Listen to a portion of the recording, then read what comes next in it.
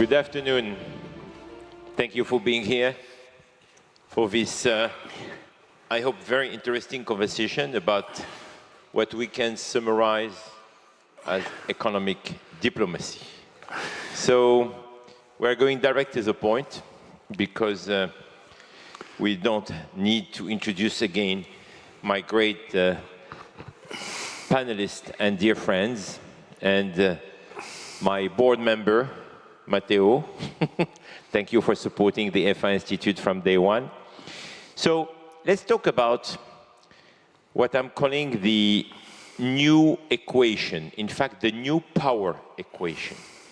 As politicians or former politicians, we see capital flows now shaping influence as much as political alliance. This is becoming really a fact. So what, in your view, each of you, is the most important shift which is redefining global power today? You first, absolutely. Noblesse oblige, you first. Merci. First of all, Richard, let me thank you and your talented team for bringing FII Priority Asia to Tokyo, and congratulate you on a successful summit. Thank you. I think, as His Excellency Al-Ramayan mentioned this morning, Japan is a long-trusted and long-standing partner for the kingdom. And this year marks 70 years of diplomatic relation, a 7-decade of cooperation, economic complementarity, and shared commitment to prosperity. We would like, with your permission, to thank His Excellency, the Ambassador of the Kingdom, Dr. Hazi, to be with us during this session. Thank you for your great support, Your Excellency. Turning to your question, Richard, economic interdependence has now reached heights unprecedented in modern history. And the global environment these days are increasingly defined by actors, in my view, that they can keep and reduce tension, that they can keep market open, and they can connect the region. And this is Saudi, what has been chosen for itself. It chose to convert stability and investment into real global reach. And what we are seeing today is that Saudi offer both a source of stability and a source of capital at a time when the world needs both, in my opinion.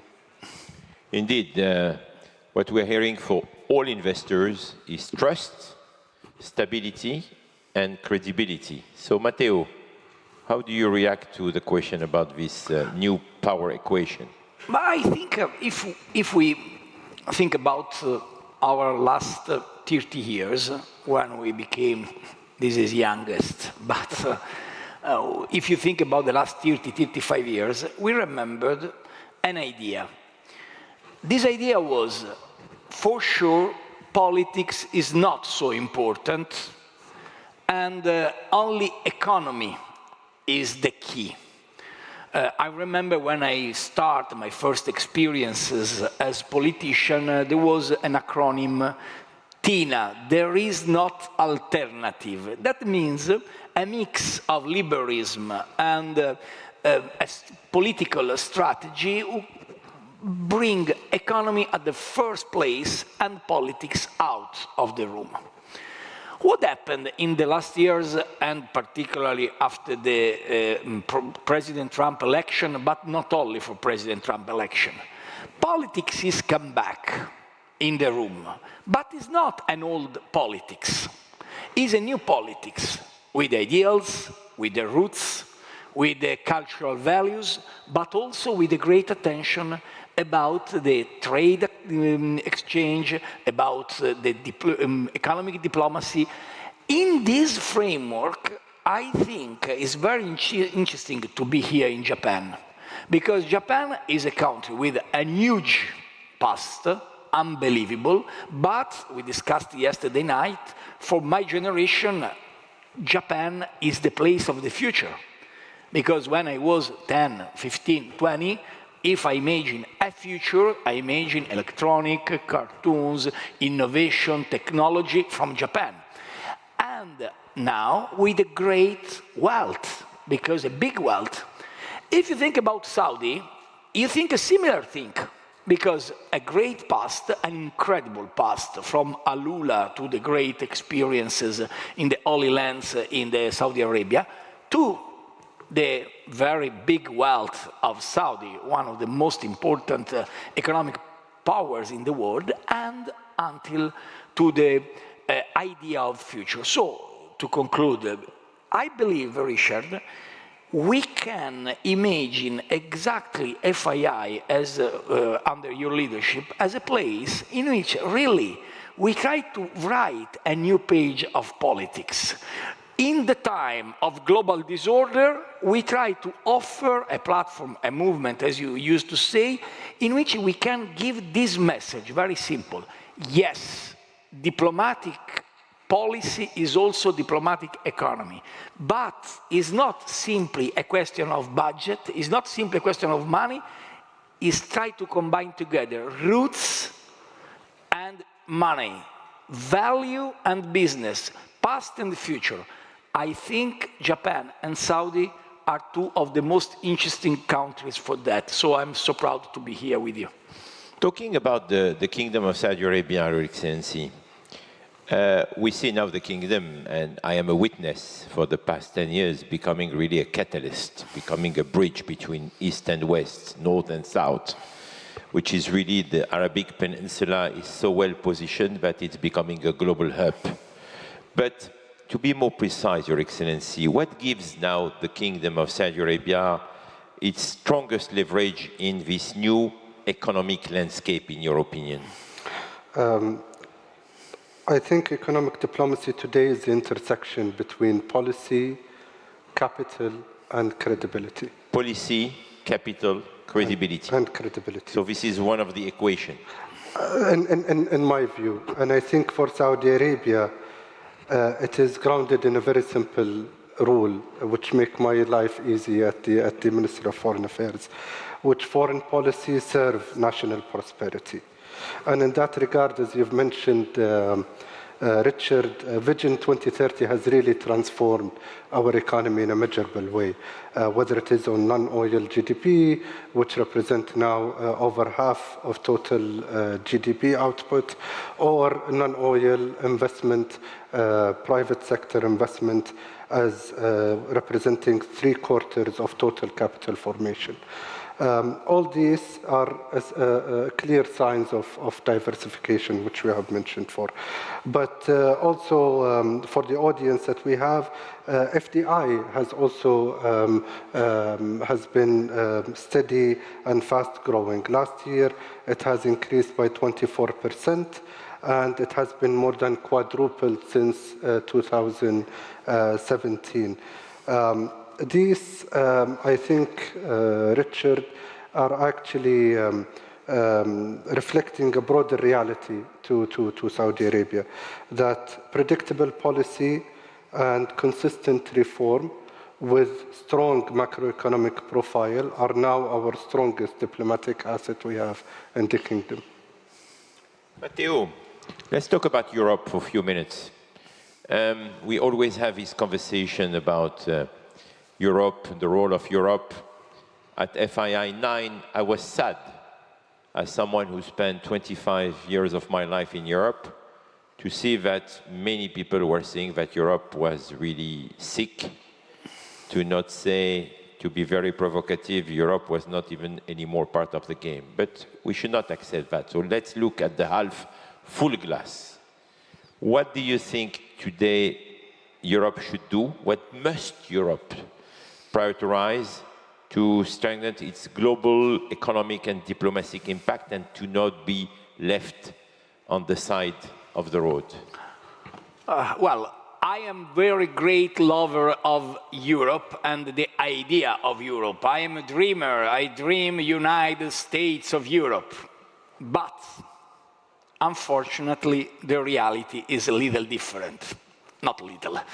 And I think today Europe is at the corner because we did an incredible job, our fathers did an incredible job, creating a new institution, European Union, who blocked centuries of civil war, centuries, not months, not years. And that is a pillar, that is a masterpiece. But at the same time, our generation transformed this dream not in a nightmare, but in a bureaucratic place. And if politics became bureaucracy, politics died. So that is true also for every country. It is a risk also for Japan, is a risk, be very honest between us, is a risk for every single country. When bureaucracy became politics, politics died. So what we have to do? First, change and stop to regulate everything. Over-regulation, hyper-regulation is a terrible mistake in Europe. We speak about artificial intelligence, the world ran, everyone try to invent new things in artificial intelligence, and we are blocked not by artificial intelligence, but by natural stupidity, which is the opposite of artificial intelligence. Natural stupidity with bureaucracy, first. Second, transform a problem in an asset, particularly trying to consider our demographic situation as a possibility and not a minus. I finish about that, Richard, because Japan and Italy, for example, have the same problem. And the problem is not a big problem, it's longevity. If you look the ranking around the world, the country in which we live more is Japan. The second is Italy. When I was Prime Minister, the first meeting with the manager of budget was very difficult because they told me, we have a problem in Italy, nobody died. Okay, I don't think that is a big problem if I go in the TV and I explain that. No, but it's a problem for pensions. It's a problem because we have a demographic denatality. So what is the real question, in my opinion, for Europe? Try to transform minus in plus, but that is possible only if you have a soul. That is the very important thing I told to my Japanese friends about Saudi. In Saudi, there is not simply money. Okay, there is money. Everyone knows in Saudi there are a lot of money. Okay, there is time, yes, because there is a youngest leadership, a very good leadership. Okay, there is. But there is also the passion for the future. And I think for Japan and also for Europe, the real need today is the passion for the future. Without passion for the future, we will become a museum. I come from Florence, museums are beautiful, but we need also lab, not only museum. Which country in Europe do you think is going in the right direction? Right? Next question, please. No. Jokes apart, very briefly. Every country is important, but France have a problem with the leadership despite the job of President Macron. Italy is very stable, but without reforms, and I cannot speak against my country because right or wrong is my country. Spain is very weak in the government. The real question is Germany, because what happened for Germany in 30 seconds? Germany did a very great initiative with Angela Merkel and the previous chancellor. Energy, strong relation with Russia. Politics, strong, military, strong relation with USA, and export, strong relation with China. After Green Deal, the stupid thing created by European Union, after invasion of Ukraine by Russia, after Trump's new election, all three assets of Germany, energy, military, and export are over. So Germany have to rethink about their business model.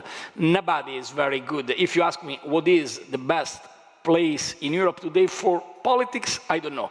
But UK, who left Europe, is less than us, is worse than us, is a very weak than us. So, very moment of optimism in my words. So, it looks quite fragmented. So, talking about fragmentation or realignment, I have a question for both of you. FDI globally represent today almost $1.4 trillion, and but yet remains extremely concentrated with regional alliances and hubs. So, are we seeing dangerous fragmentation, or, in your opinion, strategic realignment of global markets? Your Excellency. I think FDI is increasingly concentrated in regional hubs, but in my opinion, the real danger is not when the real danger is when regionalization becomes exclusion. And we are conscious that fragmentation is becoming more serious, but disengagement is not an option, in our opinion. Our role is to ensure that connectivity, the connectivity that Matteo have mentioned, and building economic corridors that connect regions, continent, and keep market and trade open. On other international fora, we continue to call for multilateral coordination and cooperation to support the variable economies and also to maintain global economic system that remains resilient and inclusive. Many people forget sometimes that the Kingdom of Saudi Arabia is part of the G20, inshallah. You even hosted the G20 in 2020 in the middle of COVID. And during the COVID-19 in 2020, and I think it's a reminder of the collectiveness. And when people can come together and act together during the most times, and countries came together to support the vulnerable economy, Richard. They have, during the G20 presidency, the debt suspension initiative has been come up, and also the common framework for debt treatment. Matteo, in your experience, diplomacy and capital go now more and more hand in hand today. So can you share an example that you have in mind where political dialogue really unlocked investment, or where economic cooperation opened space for diplomacy? I think in a lot of sectors, and I believe particularly now, for example, in military issues, thinking about Japan in the last years, try to do some agreement with Australia, UK, USA, or thinking about the cooperation in the pharmaceutical research on the innovation technology. What I think, Richard, I think the good expression is the corridor. Corridor is the key word, because we live in a time in which we consider we had too much images of tunnel in the TV, in the news, in the media, and corridor is different. In the time of isolation, we need corridor, and we need corridor despite the problems of today. Thinking about what happened about the crisis of tariffs, thinking about what happened with some tensions and troubles who create a lot of problems to the market. My opinion is that if we will be able to consider the globalization and the global networking is a fact, nobody could discuss that. I grew up with the idea of Oli and Benji, Dragon Balls. This morning the governor explained us. We grew up with the global network, global networking. We need every time more corridor. It's important that countries as Kingdom of Saudi Arabia try to be a corridor and to build corridors. Is important platform movement as FII try to do. The only problem I left in the discussion is today the international institutions are too much fragmented and weak. That is the problem for IMF, that is the problem WTO, that is the problem for G20 and G7. At my time, the idea the President of the United States didn't attempt to G20 was impossible. Because G20 was, oh, when we stay here and I want to remember a very good friend of mine, who is Abe Shinzo, who hosted us in Hiroshima for G7 in 2016. This type of forum was very good to build and strong the corridors. Now we have to change and create corridors not only at the level of institutions, but also at the level of NGO, at the level of organization, at the level of movements.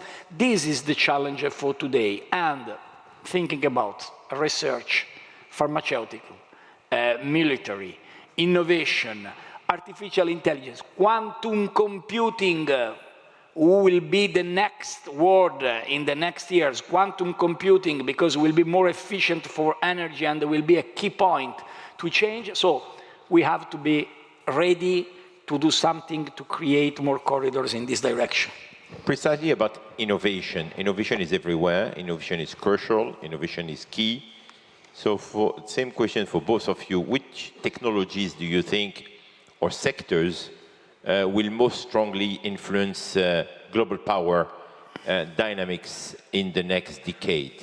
You spoke about AI, you spoke about green technologies, but which technologies or sector do you think will have a huge impact, Your Excellency? I think if the last century was defined by the concentration of capital and production, the next one will be defined by the convergence of energy, technology, and the connectivity that can link region into shared opportunity.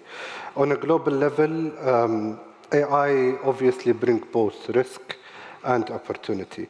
And clearly it is a frontier, and I think Matteo have just alluded to that, of both competitiveness and cooperation. In Saudi, as many of you know, our national strategy for data and AI is positioning the kingdom to be an AI hub, investing in quantum, in compute, in talent, but also in cross-border partnership. And in my view, countries that can combine both innovation and inclusion with competitiveness and cooperation can actually shape the economic landscape for the future. Matteo? First, quantum, because I think if you consider, for example, in USA, to works the most important supercomputer, now there is a nuclear plant in Tennessee to give energy to this supercomputer, okay? With the quantum technology, in the next 5 years, will be sufficient the equivalent of 20 air drivers. So that is unbelievable. The efficiency of energy who will come from quantum computing is unbenchmarkable, first. Second, everyone used to say, oh, for sure will be the military. Yes, I think the science of life. Because in the next 10 years, we will have a huge change in medicine, pharmaceutical, and science of life. That is also a philosophical problem. The last one is easy to say space, space, space. Yes, please, I want to say in Japan, because Japanese friends knows better than me. It's important not only space, space, space, but also sea and undersea. Undersea technology, undersea connection, undersea economy will be one of the pivots, key pivots in the future. We always, you know, when we started FII 9 years ago, I will quote His Royal Highness the Crown Prince when he said, let's create a platform for investors to come once a year to understand in which direction the wind is blowing in terms of investment, and to understand what will be the next sectors and the next geographies to invest. So what do you think, each of you, is the next, where do you think is the next big opportunity? So looking ahead, which sector, which, I would say, region or partnership will be the most consequential for global economy and economic diplomacy, and why? I would say the broader Middle East, especially the GCC. We are seeing integration, diversification at scale, and also massive investment in energy and logistics, but also in technology. And most important, in my opinion, is that it's coupled with the youth generation. My opinion, we have to invest and consider the big opportunity, culture and education. It's strange because we discussed until now about innovation technology, artificial intelligence, quantum computing, etc., etc. But I think that is particularly true for Saudi, that is particularly true for Japan, that is particularly true for Europe, and first of all for Italy. Without a great investment in education and culture, we will lose ourselves. So I think the big asset of our discussion, our platform, our movement is invest not only in the assets, in the money, in the values, but also in the human capital. And I think if events as that, very unbelievable, congratulations Richard, congratulations to the ambassador, congratulations to our sponsor and all the team, if events as that will help to go in this direction, I think we will help the world to be a better place and a safer place. So my last question is very short. In fact, I have 3 short questions.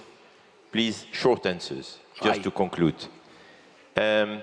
What do you think is the most underestimated driver of global investment?